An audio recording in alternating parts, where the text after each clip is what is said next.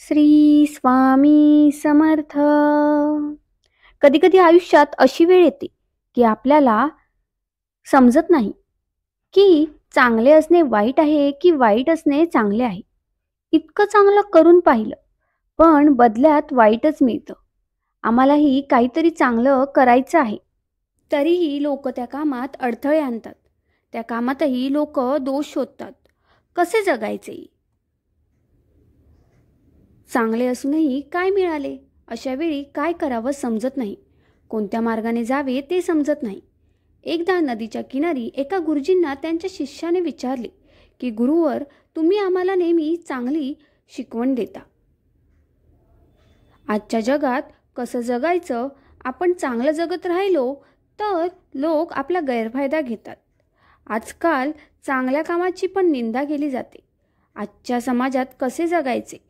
तेव्हा गुरुजी म्हणाले, मी तुला बोलून सांगू की करून दाखवू? शिष्य म्हणाला, गुरुजी, बोलून तर तुम्ही नेहमीच दाखवता, पण काहीतरी प्रॅक्टिकल करून दाखवले तर जास्त समजेल.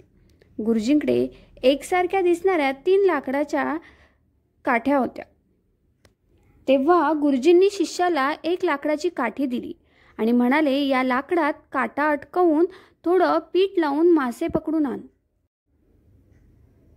शिष्य म्हणाला, ठीक आहे. ते लाकूड त्याने नदीत टाकताच एक मासा पटकन त्याला सापडला. तेव्हा गुरुजींनी त्याला जोर लावून बाहेर काढण्यास सांगितले. शिष्याने सर्व शक्ती पणाला लावली. जास्त जोर लावल्यामुळे लाकूडच तुटून गेले. गुरुजींनी त्याला दुसरे लाकूड दिले आणि गुरुजी म्हणाले की यावेळी फार कमी शक्ती लाव. शिष्यानेही गुरुजींनी सांगितल्याप्रमाणेच केले.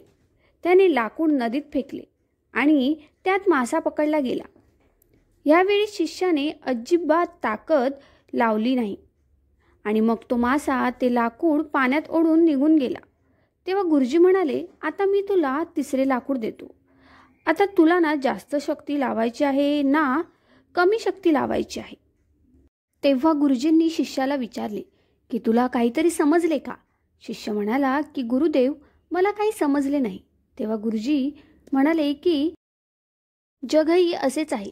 जर तुम्ही अजिबात ताकद लावली नाही तर लोक तुम्हाला दुर्बल आणि कायर समजतील आणि तुम्ही खूप शक्ती वापरलात मग लोक तुमच्यावर टीका करू लागतील की तू चांगली व्यक्ती नाहीस. पण तुमचा विरोध करणाऱ्यांसाठी, स्वतःचे रक्षण करण्यासाठी आणि समाजात चांगले काम करण्यासाठी तुम्ही समान शक्ती लावली तरच तुम्ही तुमचे कार्य करू शकाल. जर तुम्ही असेच गप्प बसले तर मग तुम्ही कोणतेही कार्य करू शकणार नाही. म्हणून भगवंतावर विश्वास ठेवा. आपण जे काही काम करतो त्यावर विश्वास ठेवा.